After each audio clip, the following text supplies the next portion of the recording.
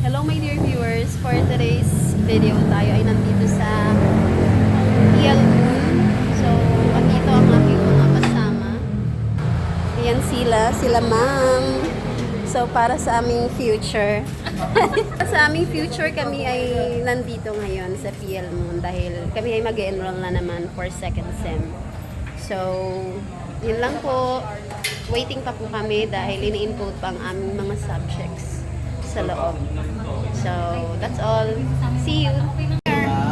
So, I'm here na. Ayan na. Pila kami muna ngayon sa labas ng accounting dahil magbabayad. So, ayan po. Ang aking mga classmates na mayayaman. Ay, yabang lang. Mayayaman tong mga to. Manyabang lang po. Okay. So, samantalang ako ay nagpo-promissory note lang. So, ayan. Kasi naka-lunch break pa. Kaya andito muna kami sa labas. Ito na nga po. Nakauwi na ako sa bahay.